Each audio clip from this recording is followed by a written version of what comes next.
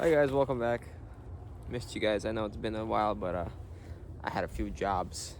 Um, I was working and I really barely had time to sleep. But one of them is gone now, so I have more time. uh, Plus, I found this lovely spot, and it's really nice outside. It's a little bit warmer than usual, so great time for a video. Um, so I've been watching this interesting show recently. You guys probably have heard of it or seen it before. It's called Severance. I believe a new season just came out as well, but I just started it. And I wanted to discuss a lot about this topic of consent. Okay, so that's still kind of cold. That seems to be, obviously, like we talked in previous videos, a grand argument or talking point for coming here, right? Well, you agreed to come here. Well, it was your choice. You consented. And that's very similar to the idea in Severance, right? And so what happens if you haven't heard of Severance yet? Essentially, this guy starts working for a company, or no, he had been working for already, but it's this new girl that they introduced, rather. And in this company, they have a work self, a work persona, and an outside of work persona. Because what happens is they severed their brain and implanted some sort of chip which creates a disconnect in memories and awareness between the two personas. So one persona is activated by geolocation. So the moment you step into the work walls, right, all of a sudden you lose previous awareness and consciousness of the outside person. And when you leave, you gain it back, right? But while you're in there, you have no memory of who you are, what you do outside, right? So it's kind of like you're a totally different persona. You've been fractured. And they consent. They ask them for their consent, but it's not informed consent. Okay, from what I'm picking up is the guy will later find out that they're not really doing what he thinks they're doing. Well, he doesn't really think they're doing much, because all they really are doing is taking numbers of code and deleting them. So it's quite that part is interesting, to say the least. It's like, what are they even doing? It's based off feeling, like what feels scary or what feels maybe off. But regardless, I think that aspect is very important of informed consent. Not to mention that they're not allowed to communicate with their outside self either. So they have a code reader in the elevator or on any exit, apparently, the staircases as well. So if you were to write a message to yourself, whether it's in a code or plain English, the alarm will sound, and then you'll be put in the break room where they break you, right? So no communication is allowed, and it's weird because it seems like we have the same idea going on. If we can compare the outside self to kind of like our higher self, and the inside self to our ego self, I do believe they still need consent from both, and I'll talk about that in a second. But could the messages we receive here in code form, or in here through songs, through other people, through numbers, whatever you focus on, whatever you pay more attention to, that's how you'll likely receive messages. Now, these messages could be from your higher self, from the ineffable one, from fake phony guides, matrix agents, whatever. So you have to use a lot of discernment, because there is a lot of hijacking that could be happening. But the most important part, I believe, is to connect to that outside higher self, that spirit, through whether it's your inner knowing. I believe that's more important than using outside messages, outside code. But we all have to start somewhere, right? We have to realize there is even an outside self, which is still yourself, right? When they leave work, it's still them. It's just that they gain now consciousness and awareness of that timeline that they've been currently living. So for the person that's on the inside, it's a continuous timeline of work, right? So it's like they never experience rest. They feel the effects of it, but they never experience actually going to sleep or doing anything else. So you can imagine the torture that inside self could be feeling. And there's also some references to black goo from what I've seen, especially pertaining to the nanotechnology. So very interesting show. Do check it out. But imagine now that we take that and we spread it out for our lifetimes here, and then the astral lifetimes, and then beyond that, right? Because it's very interesting that you you don't die, right? So your consciousness transfers over to the astral realm, and we've heard of them having these cities, and we've heard of people working in these cities, and we've heard of people living in different quarters of these cities based off the merits of the good deeds of their previous lifetime on Earth. So another system set up surrounding that fake work severed persona, right? But again, they still seem to need each bits of consciousness consent, because even the ego self, the fake self, is an extension of the awareness that is in that ego self. Once the awareness realizes that it is not the ego self, it can take more control, right? It can take full control back. But it's like it still needs, the system still needs the consent. So when you enter that astral realm, your ego is maintained. Your ego personality, as we know, are maintained. Your memories may even be maintained until they get purged, until they get eaten by the system, the Bardo system, right? The reincarnation system that happens. But it's like it's another test of your consent, right? What have you done all your life on Earth? Well, I consented to working 9 to 5 every single day for 60 years. And that's what I got comfortable with. And that's what, that was the epitome of my consent, and other things that I participated in.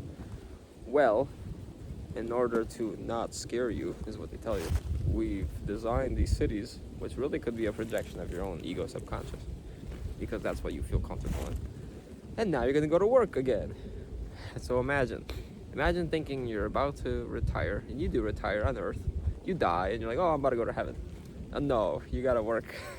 You got to work for another however long the astral lifetimes last. So, that's another form of consent, because if they say, hey, you got to go to work, and you just don't say anything, that's consent. Or you just say, sure, consent. If you do not say no, or if you do not say, no, I'm not meant for this, I can leave, then you're essentially going to be another pawn, another slave, another cog in the astral system, whatever they got going on over there, which I don't even fully recommend going into that part. I think if you've gone into that part, maybe you might be too late. But let's circle it back to severance, because as this girl gets integrated to this system, this severed system, she's starting to realize, hey, I don't actually want to be here. So she then tries to leave. So she submits a form of resignation, which has to be approved. Imagine that. Your resignation has to be approved.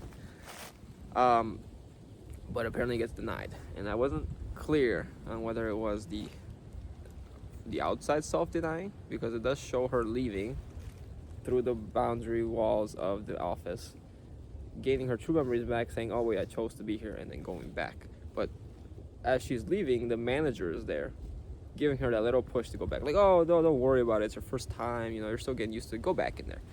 She's like, yeah, let me go back. And then exits right back out. So same idea with these Matrix agents. Angels, demons, relatives, whoever.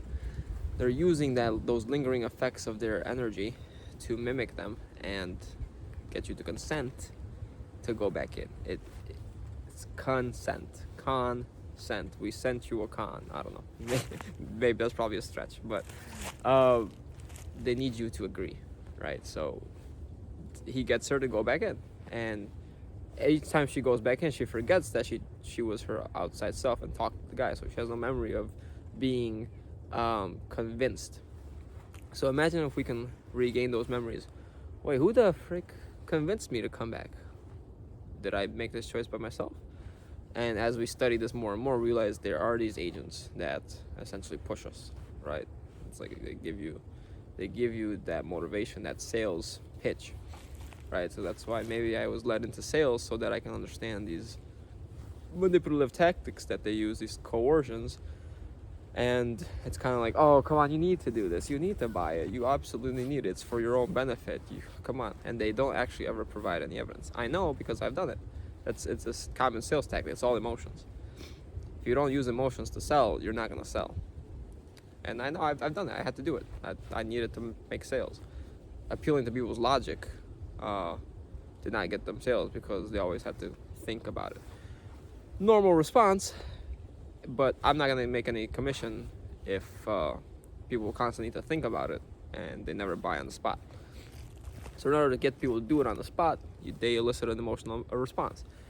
And the most emotional place you could do that is the astral, easily. You are completely vulnerable to emotions, and especially if you haven't developed that higher consciousness or created that link with your higher self that lets you, gives you the ability to get out of that emotional state and think clearly, or rather make good intuitive decisions, right? There's the intuitive feeling, and then there's the emotional feeling. There's a difference. So the moment you consent to their words is the moment you've given away your soul. You've sold your soul again back to the matrix. So I think that's very important. But I wanted to make the distinction that they also do that for your ego self, right? They don't have you, even though they got you to reincarnate. They still don't have you. So they constantly need to get you to consent, especially during matrix resets and like we're experiencing now. And they try to plunge us into further simulations. Because the more times they've got us to consent, the further we get away from that spirit, the further we're able to communicate and connect with it and do what we really want to do, rather than what our ego self thinks we want to do, right? Thinks we want to experience. But even it seems to have a say. So, I think it's very interesting that they say that, oh, we're here to learn lessons, or we're here to experience, duality or pain because we were bored or whatever, when really they're the ones that tried convincing us and essentially succeeded, right? It was like they sold us a game of what we didn't know about, so it was uninformed consent, which by law is a breach of contract. If I signed a contract and I didn't know what I was signing, or I was, let's say, I had the inability to make a good conscious decision at the time of signing, that is automatically a breach of contract, and that contract is null and void. But if you don't know that and you signed, then you consented. But until you claim your consent back, again. So, if we practice every day being very aware of everything we consent to, and not just saying yes to things, rather taking the approach and saying no first. You know what? No, hold on. Let me think about it. Don't rush me. Kind of like the typical guy that I deal with in this, or I used to in sales position. Those people, they're actually making good decisions when they actually come back, right? And they didn't make it in the heat of the moment. They come back and they feel like it was part of their own decision. That's a good sales transaction. Oh, I did my research. Oh, I got all the information I needed, and now I can make an informed, consensual choice. Until then, it's in the heat of the moment. It's the emotions running. It's not you making the decision. So this idea that maybe we are here to learn lessons. Well, fine. Take the lesson of self-worth and self-appreciation, self-respect at the forefront, even though maybe it's a false self at first, but the spiritual self comes in afterwards, and say, okay, because I respect myself, I'm not gonna make this decision right now because you think you're making me do so, or you think you're leading me to do so. No, I'm going to gather more information, and then maybe I'll come back. If I don't come back, then it's a clear and obvious no. So I think that approach should be taken with any being or any entity or of any decision that happens within these matrix realms.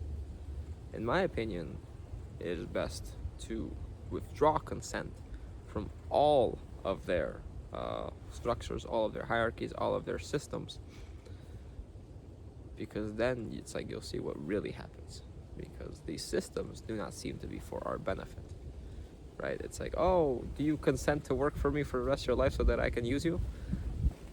but in different terms, obviously, so you don't understand that, right? And that's exactly what's happening in severance. Do you consent to work for us without any of your knowing of what we're doing, and you spending all this time while we pay you?